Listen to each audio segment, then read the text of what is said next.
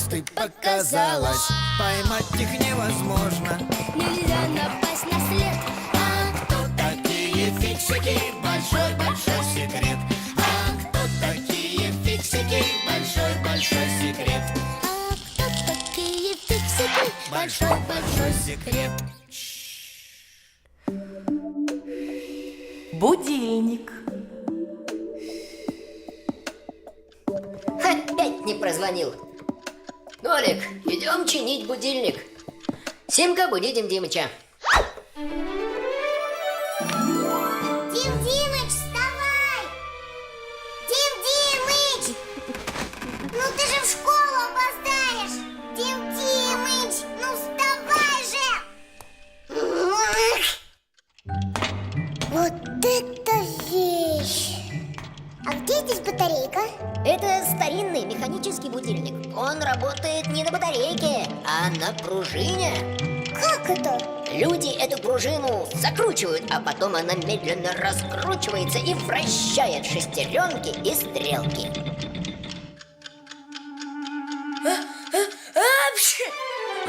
Что? Будильник сломался! Бежим умываться!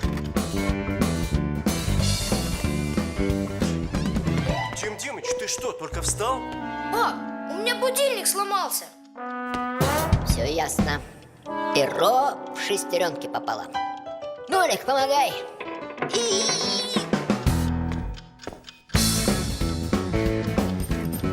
Папу, что это? Похоже на землетрясение. И правда сломался. Давно пора это старье выбросить. Дим Димыч, я ушел. Не опоздай в школу. Хорошо. Где это мы? В мусорном ведре. И что с нами будет? Видишь ли, Нолик? Люди безжалостно выбрасывают неисправные вещи. Даже те приборы, которые еще можно починить, часто попадают в мусор. А мусор отвозят в жуткое, гиблое место — на свалку. Если в выброшенном приборе случайно окажется фиксик, ему грозит большая опасность.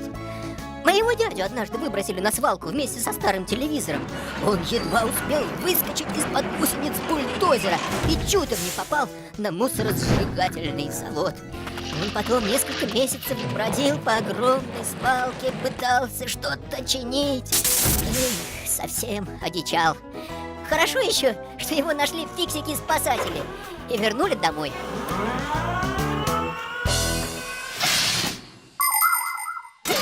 Не хочу тебя пугать, но мы рискуем попасть на свалку. Папа, я боюсь. Ой, а куда будильник делся? Может, его мой папа забрал в ремонт отнести? Ну там же Нолик и Папус. Сейчас еще чуть-чуть. Не хочу на свалку. Нихныч, выход только один. Нужно починить будильник. А как? В будильнике, кроме главной пружины, есть еще одна.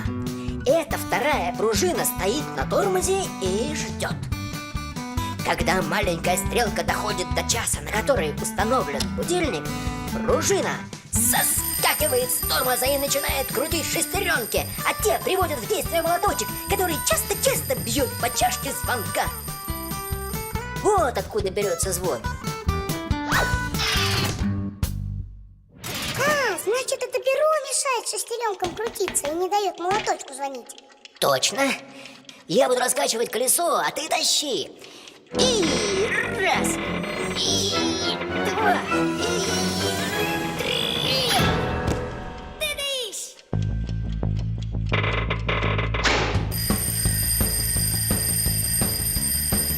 Симка, кажется, звонит мой будильник. Беги на звук, скорее. Ага, кто-то выключил звонок. Ой, и землетрясение опять началось. Нолик, Ноличек, я здесь. Нолик, мы часы починили. перо в шестеренках застряло. И откуда оно там взялось? Ой, это, наверное, из-за того, что я будильник под подушку сую, чтоб спать не мешал. Так, значит, из-за того, что кое-кто не любит вставать по утрам, мы чуть на свалку не попали. Кстати, если этот кое-кто не поторопится, он в школу